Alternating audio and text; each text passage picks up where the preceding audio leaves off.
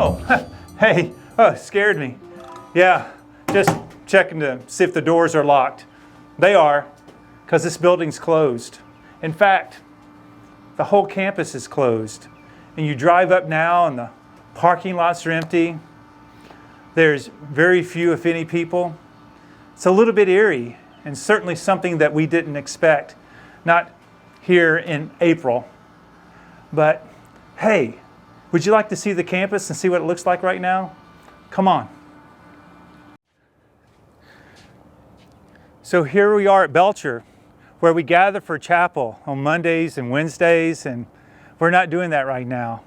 It's dark and a little sad that we can't gather all together as a campus family. But come on, there's more to see. Student Center, man, I would love to have a cup of coffee at the Hive, sit down and talk to a few of you. It's going to happen, but it's got to wait.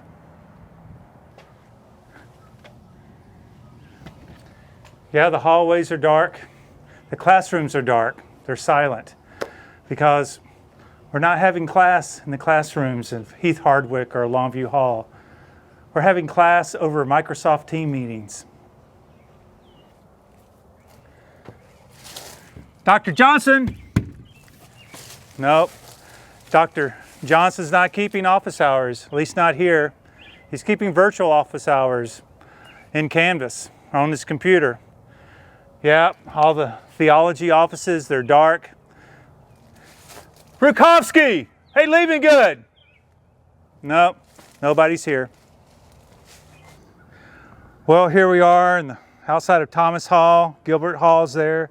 Davis Hall, and it's really quiet. Students moved out this last week, and we can hardly wait till you're back.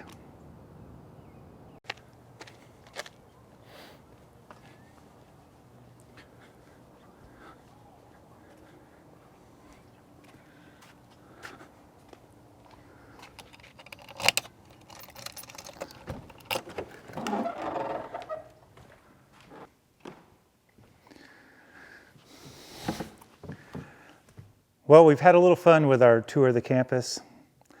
So a bit quiet now, but you know, even though we had a little fun, I recognize that this is a painful time for us, and maybe even a fearful time. And fear can make us do some really interesting things. You know, I've been to 8 stores in the last 12 hours, and I cannot find one roll of toilet paper. Now, I have plenty of toilet paper at the house. I was just interested to see what was going on. And why would people get toilet paper? Why would they hoard it? And I can only think that somewhere they're operating from a place of fear. Now, being fearful not to have toilet paper is one thing, but I recognize that there's probably deeper fears that are going on. So how do we approach that, particularly as Christians and as a Christ-centered community? How do we approach something like this pandemic?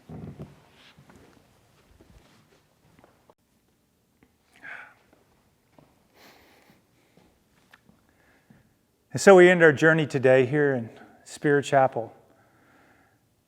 You know, this is my favorite building on campus. And perhaps you know that it's the last original building from Harmon Army Hospital, which eventually became LeTourneau University. And this old building has seen some good times, and it's seen some bad times too. And when I'm here, what I get filled with is hope. You know, if you read in Paul and look at his writings, he actually uses the word hope quite a bit. In the book of Romans, he uses it 17 times. And in the 1st and 2nd Corinthians, it appears 12 times. And it's just sprinkled across his writing, this idea of hope, that we as Christians should be a people of hope. And that is how we need to face this tragedy that is before us. I think he particularly captures this idea of hope in Ephesians 4. He says, as a prisoner for the Lord, so keep that in mind, he's writing as a prisoner. I urge you to live a life worthy of the calling you have received. Be completely humble and gentle. Be patient and bearing with one another in love. Make every effort to keep the unity of the Spirit through the bond of peace. There is one body and one Spirit, just as you were called to one hope. One Lord, one faith, one baptism, one God and Father of all, who is over all and through all and in all. That is our hope, friends, that we can lean into this God who is one God, the Father of all, who is over all and through all and in all, even in times like this.